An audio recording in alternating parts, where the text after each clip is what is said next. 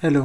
तो इस वीडियो में हम आई थिंक लास्ट वीडियो में हमने एक बेसिक देख लिया था कि करंट इलेक्ट्रिसिटी में क्या क्या टॉपिक्स होते हैं, जैसे कि ड्रिफ्ट वेलोसिटी क्या होती है, क्यों होती है और उसका क्या इम्पेक्ट है। आई थिंक मैंने इंट्यूटिव वे में अच्छे से समझाया था। फिर हमने सर्किट्स देखे थे, फिर रेजिस्टेंस का बिहेवियर क्या रहता है विद रिस्पेक्ट टू टेम्परेचर, कम होता है, ज़्यादा होता है और कैसे होता है। फिर कुछ हमने सर्किट्स देखे थे। फिर हमने पैरेलल कॉम्बिनेशन और सीरीज कॉम्बिनेशन में सेल्स वगैरह अरेंजमेंट देखे थे। और लास्ट में आरसी सर्किट्स भी देखे थे जिसमें रेजिस्टेंस और कैपेसिटेंस साथ आते हैं। तो एक बेसिक इंट्यूशन हमने वहाँ ले लिया था। तो इस वीडियो में हम क्या करेंगे, थोड़ा सा प्रैक्टिकल न्यूआंस समझने की कोशिश करेंगे और हो सके तो हम न्यूमेरिकल्स सॉल्व कैसे करते हैं उसकी तरफ भी थोड़ा सा देखेंगे। मैं बेसिक मैं एज्यूम करता हूँ आपको आता होगा, नहीं आता होगा तो वो वीडियो आपने लास्ट टाइम देखनी चाहिए और मैं कोशिश करूँगा इसमें भी बेसिक से ही समझाने की। बट मेन फोकस रहेगा न्यूमेरिकल्स सोल्व कैसे करते हैं instead of solving the numerical. मतलब न्यूमेरिकल मैं पूरा सोल्व करके दिखाऊंगा नहीं, पर अप्रोच कैसे करते हैं मैं उसकी बात करूंगा। ठीक है, तो शुरू करते हैं यहाँ से। तो पहले हम मान लो दो पॉइंट है किसी भी सर्किट में, ए और दूसरा पॉइंट है बी। ठीक है, ये दो पॉइंट है। अब इन दोनों पॉइंट के बीच में क्वेश्चन आया। क्वेश्चन ये आ सकता है कि इन दोनों पॉइंट के बीच में पोटेंशियल डिफरेंस कितना है ए और बी के बीच में। तो क्वेश्चन आ सकता है वी ए बी बताओ भैया, वी ए बी बताओ, ये क्वेश्चन आ सकता है। ठीक है, तो आप कैसे निकालोगे अभी वो उसकी बात करते हैं। अच्छा, पोटेंशियल ड्रॉप एक रेजिस्टेंस के क्रॉस कैसे निकालते हैं, कितना होता है वो आपको पता ही होगा। V equal to I R, यानी कि करंट कितना जा रहा है उससे इसका रेजिस्टेंस को मल्टीप्लाई कर दो। तो इसके अक्रॉस कितना होगा, इधर से करंट कितना गया, करंट गया मान लो आई और इसका रेजिस्टेंस R1। तो यहाँ से यहाँ इस दोनों के बीच में पोटेंशियल जो डिफरेंस है ये यहाँ से इधर ड्रॉप हुआ पोटेंशियल, वो IR1 का हुआ। ठीक, सेम वे में यहाँ से यहाँ पे भी कुछ ड्रॉप होगा। ठीक, ऐसे ही कुछ होगा। अच्छा, ठीक है। और फिर तो अब देखो वी ए से पोटेंशियल कहाँ कहाँ ड्रॉप हो रहा है, यहाँ पे कुछ ड्रॉप हुआ।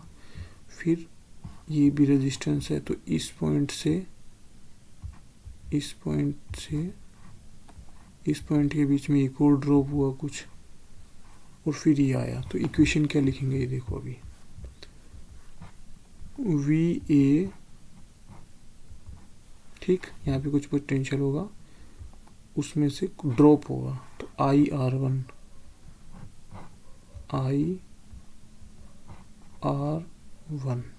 ठीक है, माइनस एक और ड्रॉप होगा। अब दो तरीके हैं यहाँ से यहाँ निकालने के। एक तो ये आप इन दोनों का इक्विवेलेंट रेजिस्टेंस निकाल लो और उसके क्रॉस ड्रॉप निकाल लो, वो आप कर सकते हो, वो मैं करके दिखाता हूँ। तो पैरेलल में है तो पैरेलल का आपको पता ही है 1/r equal to 1/r2 plus 1/r3 और वहाँ से 1/r इक्विवेलेंट निकल जाएगा। तो मैं डायरेक्ट कर देता हूँ आई, क्योंकि करंट तो आ ही जाएगा जब ये इक्विवेलेंट में कुछ ऐसा बन जाएगा।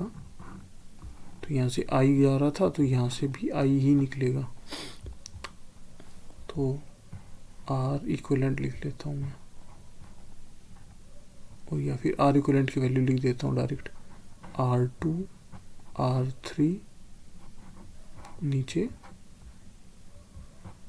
R2 plus R3।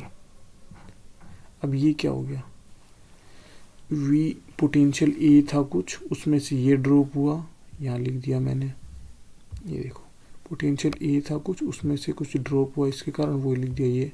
फिर एक और ड्रॉप हुआ इसके कारण, वो लिख दिया ये। और अब ये किसके बराबर आएगा, पोटेंशियल VB के, ये आ जाएगा पोटेंशियल VB। तो इसको मैं लिख देता हूँ वी बी। अब आपको V A minus V B चाहिए, तो इन दोनों को इधर ले आना। V A minus V B चाहिए तो इन दोनों को इधर ले आना और इन दोनों की वैल्यू कैलकुलेट कर लेना, आंसर आ जाएगा। ठीक है। अच्छा, अब रही बात ये I1 I2 कैसे निकालेंगे, ये बताइए। तो अब ये देखो, अब ये तो पता है यहाँ से सप्लाई हो रही है आई करंट की, तो इधर और इधर जो दोनों में डिवाइड हो रहा है वो दोनों आई से तो ज़्यादा नहीं हो सकता ना, नहीं तो करंट कहाँ से आया। तो आई करंट में कुछ हिस्सा इधर गया कुछ हिस्सा इधर गया, तो हम ये लिख सकते हैं ये जो आई है, जब डायरेक्टली देता हूँ, आई है वही I1 प्लस I2 के बीच मतलब फॉर्म में है। तो I के ही दो हिस्से हुए हैं, I1 और I2, और फिर ये दोनों वापस मिलके यहाँ से I निकलेगा, तो ये करंट भी I ही होगा। अच्छा, अब क्वेश्चन आता है ये I1 और I2 की वैल्यू कैसे निकालें। अब वैल्यू निकालने से पहले एक इंट्यूशन पे बात करते हैं, या एक समझदारी, कॉमन सेंस, जो भी कह लो। ये बताओ, अगर मैं ये बोलूँ R2 की वैल्यू R3 से कम है, क्या मतलब है इसका। R2 की वैल्यू R3 से कम है, मतलब R2 वाली साइड में कम रेजिस्टेंस है, इसका रेजिस्टेंस कम है। तो सीधी सी बात है ना, करंट हमेशा वो रास्ता चूज करता है जो लीस्ट रेजिस्टेंस होता है, जहाँ पे रेजिस्टेंस कम से कम हो। तो उसका क्या मतलब, आई अगर R2 अगर R3 से कम है, मतलब ये वाला रास्ता कम रेजिस्टेंस वाला है, तो इधर से करंट ज़्यादा बहेगा। यानी कि अगर यहाँ से करंट आई आ रहा था तो कुछ हिस्सा इधर गया तो कुछ हिस्सा इधर गया, तो इधर ज़्यादा वाला हिस्सा जाएगा। ठीक है।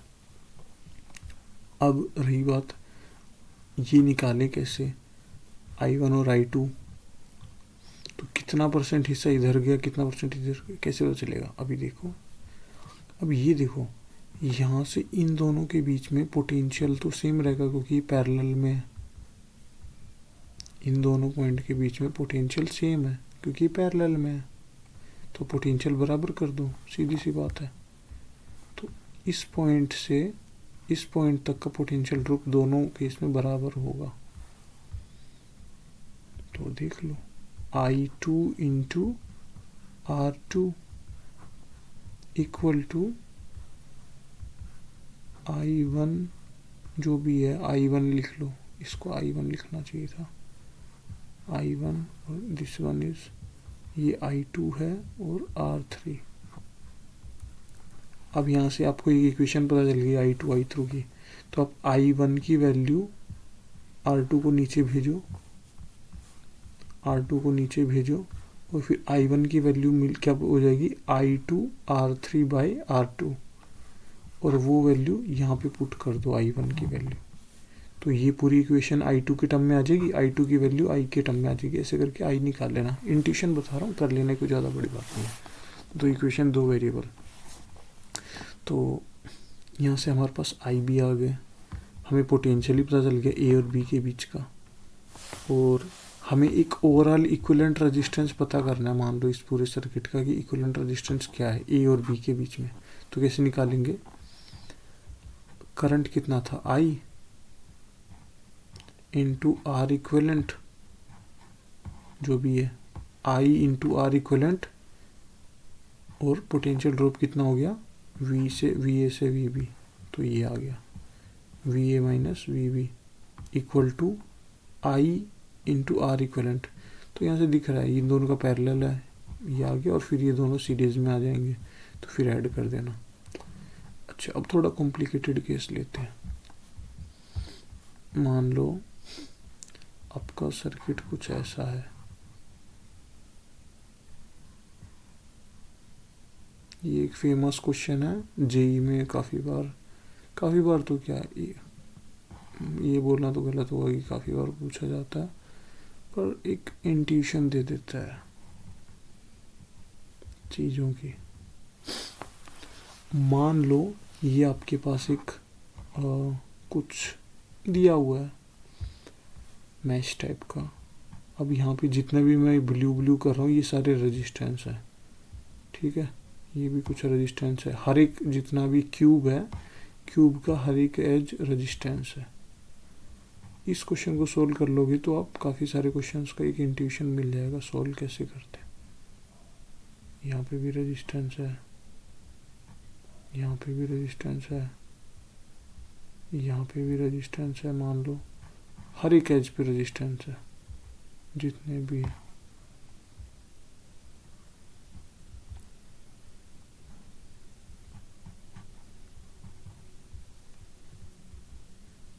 ठीक है, अब क्वेश्चन क्या है? क्वेश्चन ये है, आपको मैं यहाँ पॉइंट दूंगा, कुछ ABC लिख देता हूँ। लेट अस सपोज ये पॉइंट A है, ये वाला A है, और ये पॉइंट है मान लो B, डायगनली अपोजिट, सबसे लॉन्गेस्ट डायगनल जो है उसके अपोजिट। अब मैंने मान लो ये बोला ए और बी के बीच का पोटेंशियल डिफरेंस बताओ, ये क्वेश्चन आ सकता है। या फिर और क्या आ सकता है, ए और बी के बीच का इक्विवेलेंट रेजिस्टेंस बताओ, ये भी आ सकता है, कुछ भी आ सकता है। दूसरा पॉइंट मान लो कोई भी यहाँ बीच में, मान लो सी, ये सी पॉइंट हो गया। अब एक चीज ध्यान से दो, ये पॉइंट सी या ये वाला सी, ये दोनों देखो एक जैसे हैं क्योंकि जस्ट एक पॉइंट आगे है। मतलब क्या है, ये पॉइंट और ये पॉइंट आइडेंटिकल हैं ए के रिस्पेक्ट में, क्योंकि ये भी एक इधर है, एक इधर है और एक उधर है। फिर ये वाला पॉइंट, ये पॉइंट और ये पॉइंट सिमिलर है क्योंकि ये सारे डायगनली अपोजिट है फेस पे, ठीक है। अच्छा, अब ये क्वेश्चन है कि ए और बी के बीच में इक्विवेलेंट रेजिस्टेंस बताओ, ये पोटेंशियल बताओ। एक ही बात है क्योंकि कोई भी एक निकाल लिया तो दूसरा आराम से आ जाएगा। मान लो यहाँ से करंट था आई, ऑब्वियसली ये सारा कुछ घूम घाम के करंट कहीं गया है तो है नहीं, इधर में बस डिस्ट्रीब्यूट हुआ है, यहाँ से भी आई ही निकलना है। तो पोटेंशियल क्या आ जाएगा, I into R equivalent equal to potential difference between A और बी। सही बात है। अब चलो निकालते हैं। अब ये देखो सिमेट्री से, अब मैं एक बस इंट्यूशन दूंगा, सोल्व खुद कर लेना। यहाँ पे और यहाँ पे करंट इन्हीं तीन ब्रांच में जा सकता है, एक पॉइंट से, ए पॉइंट से। अब खुद सोचो, अगर मैं ए और बी के बीच के सर्किट बना रहा हूँ डायगोनल अपोजिट, तो ये पूरा सिमेट्रिक है, तो इन तीनों में बराबर बराबर करंट जाना चाहिए। तो I/3 हो गया। फिर मान लो ये पॉइंट यहाँ पे पहुँचा I/3, यहाँ पे I/3 और यहाँ पे I/3 पहुँचा, ऐसा ही तो होगा ना। यहाँ पे I/3 पहुँचा, इनपुट है, यहाँ पे I/3 पहुँचा, सॉरी यहाँ पे I/3 पहुँचा। अब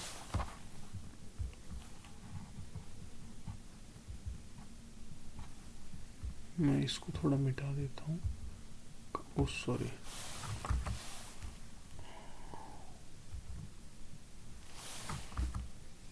ठीक है उसको रहने देते हैं।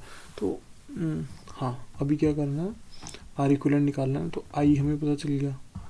अब इसका मतलब क्या है, I/3 है तो पोटेंशियल डिफरेंस भी पता चल गया। I/3 है तो इन दोनों के बीच का पोटेंशियल डिफरेंस पता चल गया, इन दोनों के बीच का पता चल गया, इन दोनों के बीच का पता चल गया, ठीक है। अब रही बात इसकी, इस पे कैसे निकालेंगे। तो अब I/3 है, ये फर्दर दो हिस्सों में इक्वली डिवाइड हो रहा है, ठीक। यहाँ पे I/3 था, ये फर्दर दो हिस्सों में इक्वली डिवाइड हो रहा है, और यहाँ से फर्दर दो हिस्सों में इक्वली डिवाइड हो रहा है, राइट। सही बात है ना।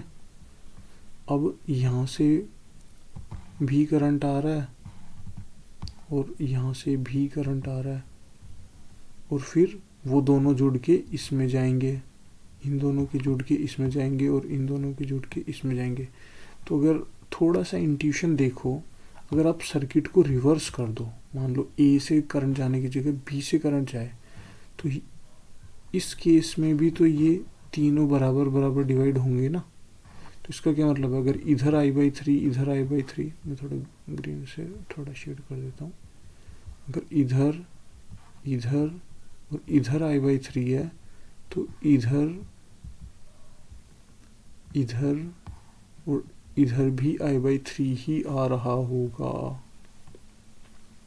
ठीक, अब बीच वाले तो आप निकाल लेना, इन दोनों के बीच का निकालना है, तो ये I/3 है, दो हिस्सों में डिवाइड चला गया, तो I/6 इधर, I/6 इधर, I/6 ऐसे करके निकाल लेना। अच्छा, अब क्या है, आपके पास I के टर्म में सारे जगह पे आपके पास रेजिस्टेंस आ गए, तो आपके पास पोटेंशियल डिफरेंस भी पता चल गया सब जगह।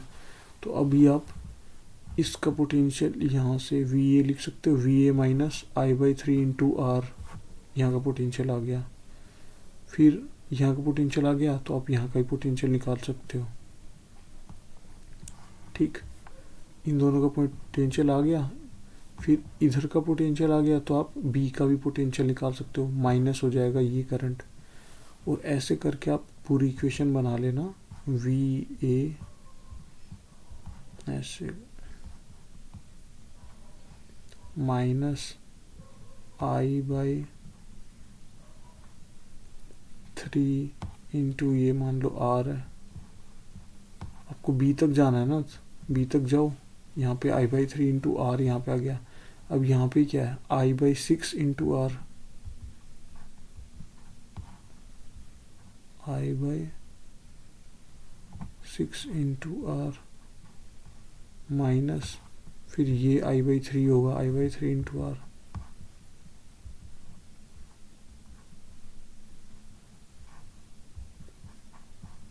अब क्या आ गया, VB आ गया।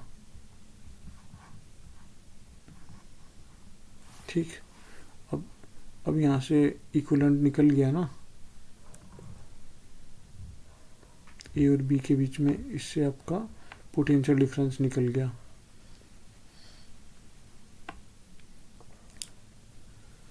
तो सेम वे में अगर A और C के बीच का निकालना है, तो अब क्या करना है, अब I/3 डायरेक्ट नहीं लगेगा, अब देख लेना यहाँ से यहाँ तक का मतलब रेजिस्टेंस देखो कम है, लेकिन इधर इधर में झमेला ज़्यादा है।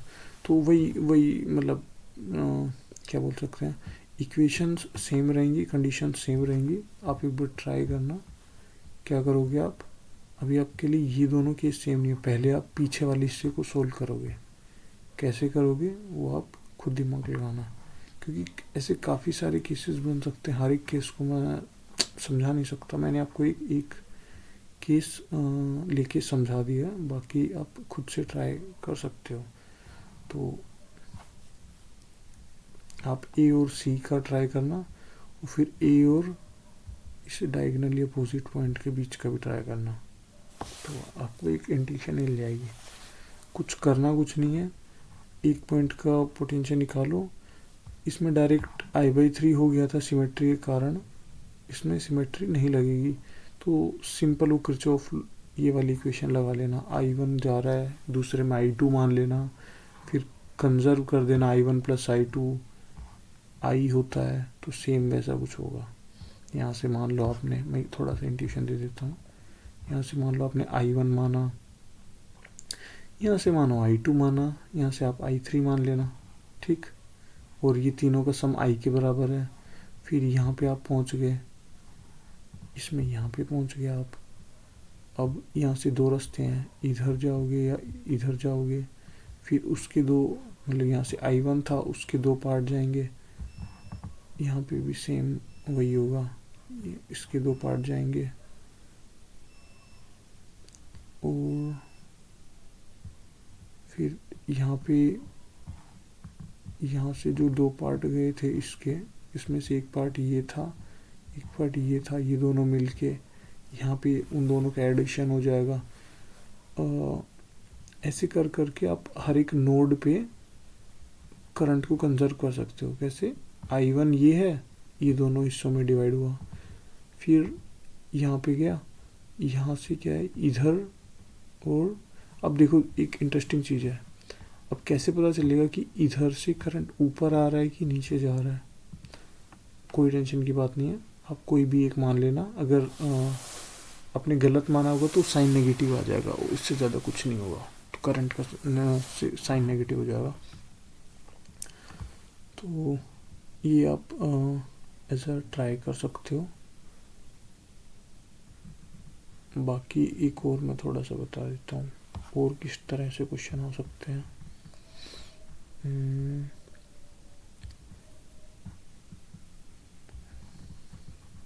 ये कुछ दे, मान लो, मैं थोड़ा डायग्राम अच्छे से बनाने की कोशिश करता हूँ।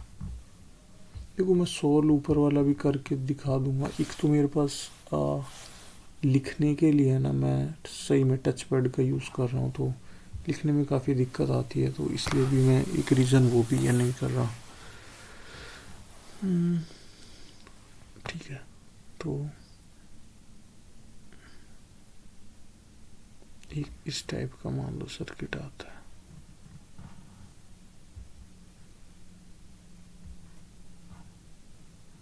और इससे ये तरीका बता दूंगा ना, तो ऊपर वाले में भी काफ़ी हेल्प हो जाएगी। अभी क्या है, मेरे पास वो नहीं है, मतलब मैं इसी का यूज़ करके कर रहा हूँ, तो काफ़ी एफर्ट लग रहा है, बस यही बात है।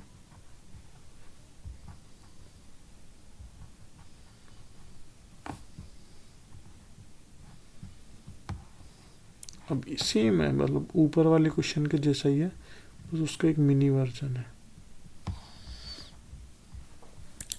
अब मान लो ये है, अब आपसे पूछा जाए कि इन दोनों पॉइंट के बीच में पोटेंशियल क्या है, ये मान लो A और ये मान लो B, इन दोनों पॉइंट के बीच में पोटेंशियल क्या है, तो वही करना है। यहाँ से I करंट जा रहा है, I1 I2 मान लो, ठीक, और फिर यहाँ से मान लो कोई भी एक डायरेक्शन में जा रहा है।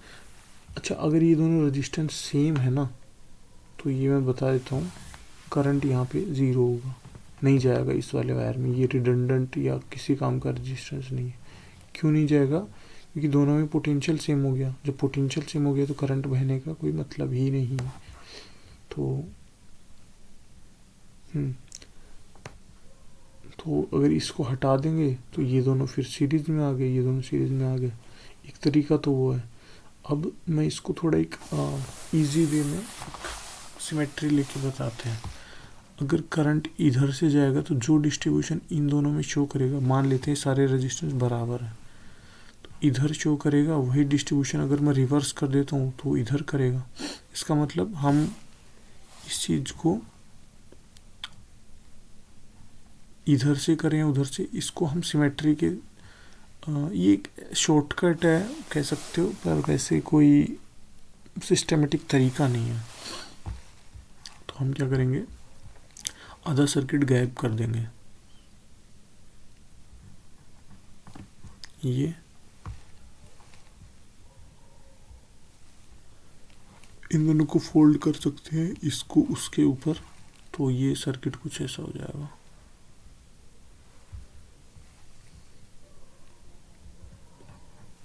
ये दोनों पैरेलल में ले लेंगे।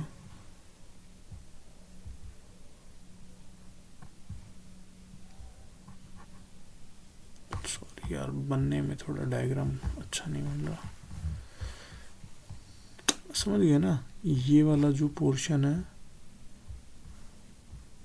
ये वाला पोर्शन है, इसको हम इसके ऊपर पैरेलल में मानेंगे और फिर ये इजीली सोल्व हो जाएगा। अच्छा, यूजुअल तरीका क्या है, I1 मानो इधर से, I2 मानो इधर से, और ये I था। या फिर दो इक्वेशन, एक इक्वेशन कम करनी है तो एक और शॉर्टकट तरीका है, I मानो इधर से, मानो इधर I1 गया, इधर I1 गया तो इधर कितना गया, I माइनस I1, ठीक है, इस पॉइंट पे पहुंच गए। अब क्या करना है, दो चीज़ होंगी, एक कुछ यहाँ पे जाएगा, कुछ यहाँ पे जाएगा। हम मान लेते हैं यहाँ से उधर जा रहा है, तो इधर से यहाँ से मान लो i माइनस आई वन था, तो उसमें से i2 इधर गया और फिर i minus I one minus i2 इधर से गया। और इधर में अभी क्या होगा, इधर वाला करंट और इधर वाला करंट दोनों मिलके इधर जाएंगे और फिर ये इधर से निकलेंगे, राइट। यही तो होगा। अब पोटेंशियल डिफरेंस का इक्वेशन लिख लो, VA minus this one plus this minus this one plus this minus this one equal to 0। ये किरचॉफ वोल्टेज लो है कि हर एक नोड के ऊपर समीशन ऑफ वोल्टेज 0 होगा, या फिर आप करंट के टर्म में भी लिख सकते हो। इस नोड के ऊपर इधर का और इधर का 0 होगा। तो अब जो मैंने बताया करंट मान लो या वोल्टेज किसी में भी कर लो, तो समीशन ऑफ ऑल करंट 0 कर दो इस नोड पे, सिमिलरली इस नोड पे, सिमिलरली इस नोड पे। फिर आपके पास जो भी इक्वेशन होंगे वेरिएबल के हिसाब से सारे इक्वेशन आंसर आ जाएंगे। और अगर ये वाली वैल्यू, ये वाला अगर रेजिस्टेंस सबका सेम है तो आपको पता चलेगा ये वाला करंट की वैल्यू 0 आ रही है। ठीक है, ये एक तरह के हो गए जहाँ पे हम इक्विवेलेंट सर्किट या ये वो सब निकालेंगे। अब दूसरी चीज़, ऐसे सर्किट जिसमें रेजिस्टेंस और कैपेसिटेंस दोनों हो, रेजिस्टेंस भी है और कैपेसिटेंस भी है। अब बताओ भाई, अब क्या करोगे? कुछ नहीं करना, सेम वही चीज़ है। यहाँ पे A मान लो, यहाँ पे B मान लो, सेम करो।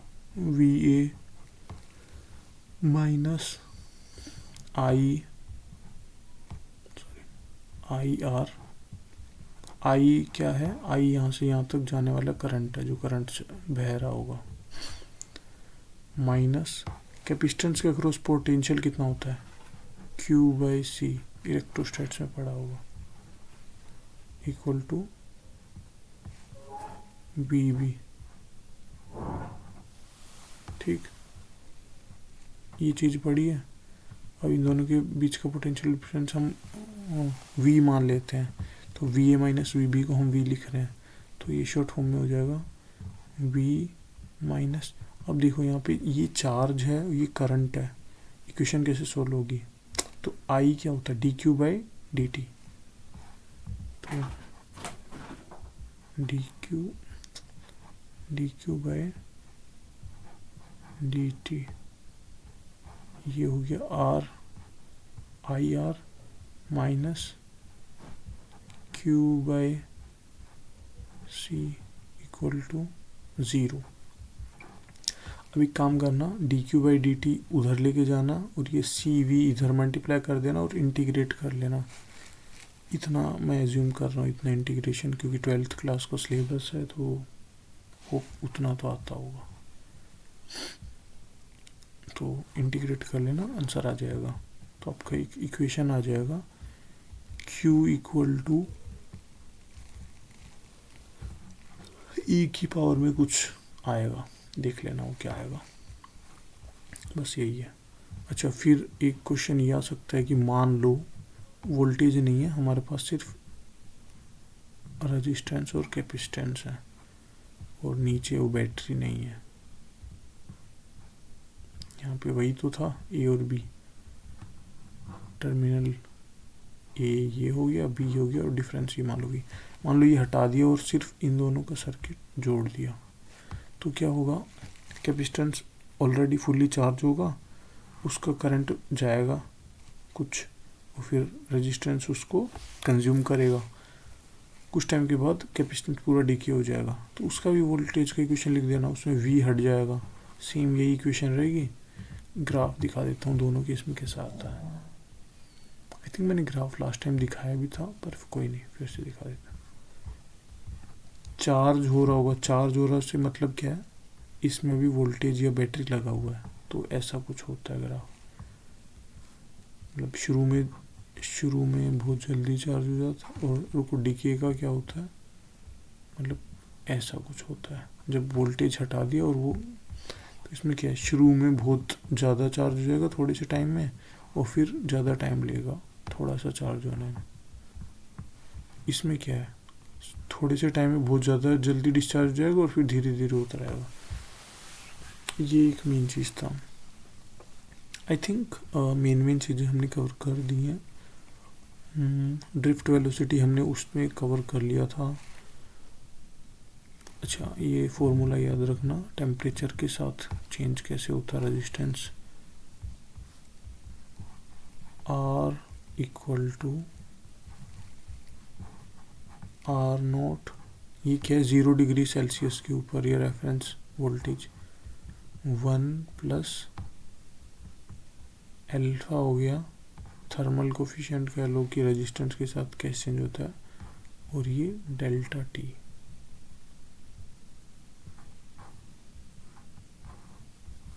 ये होता है फॉर्मूला, तो ये याद रख लेना।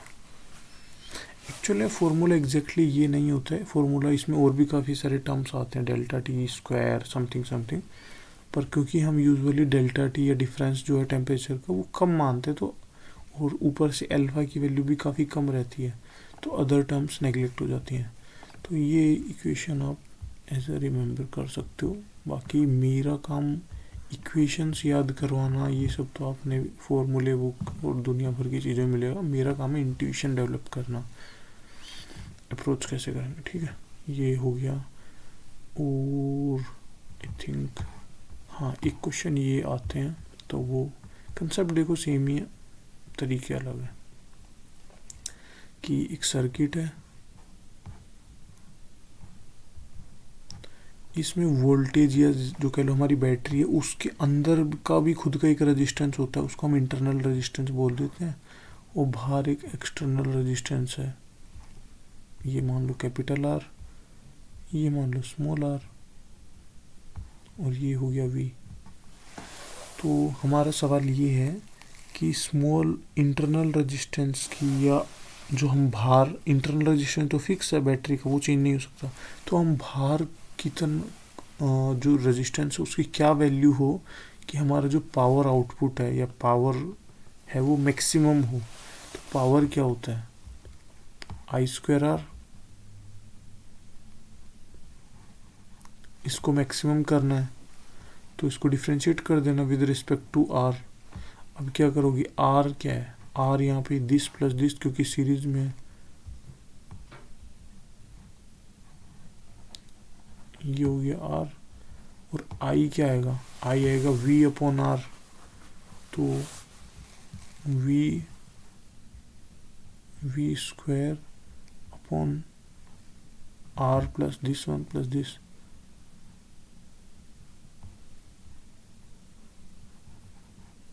ऐसे कुछ करके मतलब इक्वेशंस आएंगी, और आपको इसके अक्रॉस अगर मैक्सिमम पावर चाहिए तो आपको पता चलेगा कि इसकी वैल्यू जब इसके बराबर होती है तभी पावर मैक्सिमम होता है। तो वो कर लेना, ये कोई बड़ी डील नहीं है, सिंपल सेम इक्वेशंस बनेगी, बस एक फैंसी तरीका है, कुछ भी अलग नहीं है। अच्छा, और एक आता है एमीटर, पोटेंशियोमीटर, तो वो भी मैं थोड़ा बता देता हूँ, गैल्वेनोमीटर, ये सब है। तो ये मान लो हमारा एक यूजुअल सर्किट है,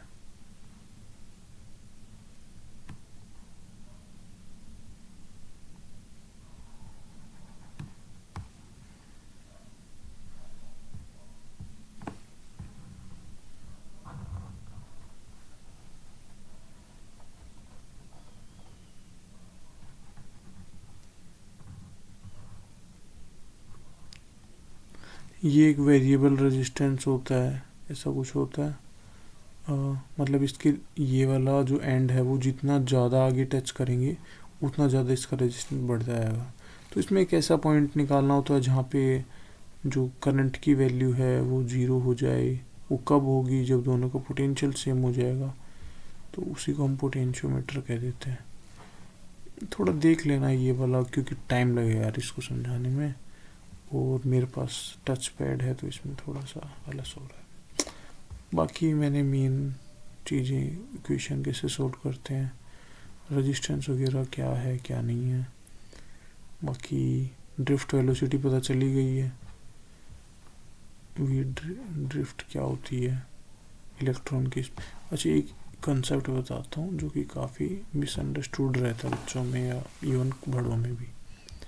लोगों को लगता है कि ड्रिफ्ट वेलोसिटी ही करंट की स्पीड होती है, यूजुअली ये लगता है।